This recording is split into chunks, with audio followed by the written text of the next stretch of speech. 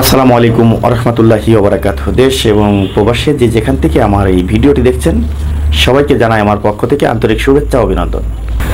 প্রবাসী ভাইদের জন্য বিরাট বড় একটি সুখবর। যারা প্রবাসে থাকে এবং যারা প্রবাসে যাবে তাদের জন্য বিশাল বড় একটি সুখবর। যেই সুখবরটি আপনারা কখনোই কোনো সরকারের আমলে পান নাই। আমাদের দেশে বর্তমান যেই সরকার রয়েছে, এই প্রধান উপদেষ্টা ডক্টর ইউনূস সহ যত উপদেষ্টারা রয়েছে, আপনারা দেখেছেন যে আমাদের বাংলাদেশ এয়ারপোর্টে এই প্রবাসী ভাইদের জন্য প্রবাসী লাউঞ্জ নামে একটি জায়গা করে দিয়েছে। যেই জায়গাতে প্রবাস থেকে যারা আসবে তারা সেখানে রেস্ট নিতে পারবে বসে, এবং সেখানে নাস্তা করতে পারবে, সেখানে খাওয়া দাওয়া করতে পারবে, এবং তারা রিল্যাক্সে তারা দেশের বাইরে যেতে পারবে এবং বাইরের থেকে এসে রিল্যাক্সে তাদের বাড়িতে পৌঁছাতে পারবে।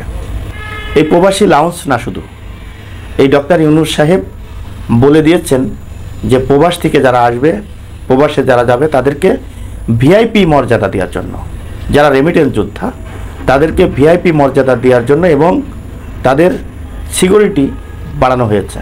আগে দেখতেন প্রবাসে যাওয়ার সময় বিভিন্ন জায়গায় হেনস্থার শিকার হতে হয়েছে। শুধু তাই নাই, প্রবাস থেকে আসলেও কেউ লাকেজ খুঁজে পায় না, কেউ লাকেজের ভিতরের মালামাল খুঁজে পায় না, কেউ আবার এই আওয়ামী লীগ সরকারের যেই প্রশাসন ছিল এয়ারপোর্টে, এই প্রশাসন এই প্রবাসী ভাইদের সাথে যে ধরনের আচরণ করেছে আপনারা দেখেছেন, অনেক ভিডিওতে আপনারা দেখেছেন, এখনও সেই সমস্ত ভিডিও অনলাইনে আছে। এই ধরনের ব্যবহার করেছে, যে ধরনের ব্যবহার করেছে, এতে করে মানুষের মনে রাগ ক্ষোভ, শুধু প্রবাসীদের মনে না, আমাদের বাংলাদেশিদের যারা গার্জিয়ান রয়েছে তাদের মনে এবং বাংলাদেশের সাধারণ মানুষের মনেও কিন্তু এই বিষয় নিয়ে ক্ষোভ রয়েছে। আর এই ক্ষোভ থাকার কারণে প্রবাসীরা যেই টাকাটা বাংলাদেশে পাঠায়, এই টাকাটা অবৈধ পথে পাঠায়। যেই টাকায় আমাদের বাংলাদেশে কোনো রকম কোনো কাজে আসে না, কোনো রেমিটেন্স হিসেবে জমা হয় না। তা একমাত্র রেমিটেন্স হিসেবে জমা হয় যদি ব্যাংকের মাধ্যমে আমাদের বাংলাদেশে টাকা পাঠায়। তো বাইরের টাকা যদি ব্যাংকের মাধ্যমে আসে, সেটি আমাদের বাংলাদেশের রিজার্ভে জমা হয়। আর এই প্রবাসীদেরকে এই আওয়ামী লীগ সরকার যেভাবে ব্যবহার করেছে, তাদের সাথে যেভাবে দুর্নীতি করেছে, যেভাবে অনিয়ম করেছে, এইগুলো করার কারণে আমাদের দেশে বাইরের থেকে রেমিটেন্স আসা প্রায় বন্ধই হয়ে গিয়েছিল।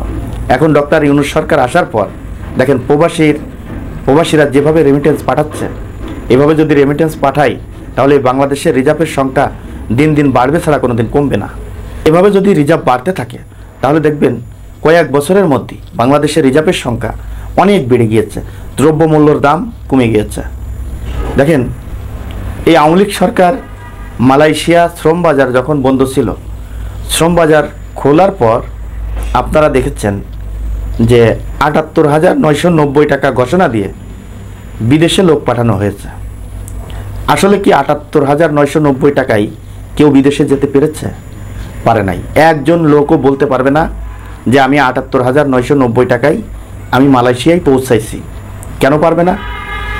আপনারা মুখ দিয়ে বলতেছেন যে ৭৮,৯৯০ টাকায় আমরা লোক পাঠাচ্ছি, আবার তলে তলে বলছেন রিক্রুটিং এজেন্সি যারা রয়েছে তাদেরকে বলে দিচ্ছেন পাসপোর্ট প্রতি মন্ত্রণালয় মন্ত্রীর হাতে যেন ১ লক্ষর উপরে টাকা পৌঁছায়, অর্থাৎ ১ লক্ষ থেকে ১.৫ লক্ষ টাকা যেন মন্ত্রীর হাতে পৌঁছায়।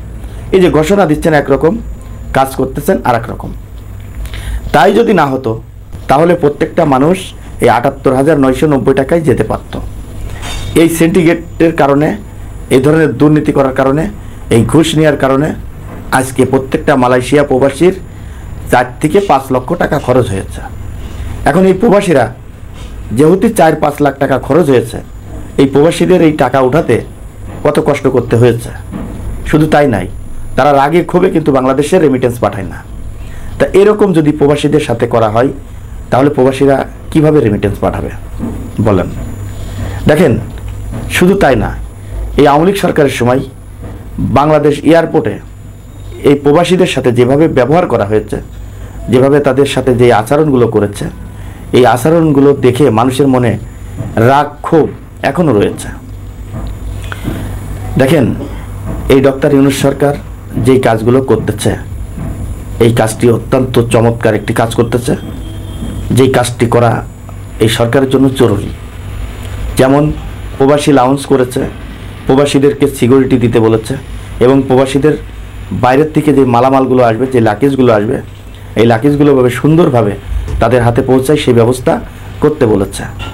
এখন আমরা আগে আওয়ামী লীগ সরকারের সময় দেখেছি যে প্রবাসী ভাইয়েরা যারা বিদেশ থেকে আসে তাদের লাগেজ ঠিকমতো পায় না এবং তাদের সাথে যে ধরনের ব্যবহার করেছে এই প্রশাসন, এতে করে প্রবাসীদের মনে রাগ ক্ষোভে তারা কিন্তু রেমিটেন্স পাঠাতো না, তারা হুন্ডির মাধ্যমে টাকা পাঠাতো।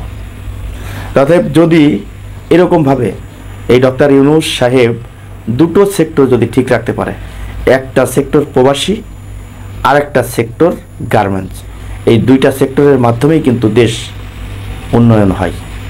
এরাই হচ্ছে রেমিটেন্স যোদ্ধা, প্রকৃত রেমিটেন্স যোদ্ধা এই দুই সেক্টরটা।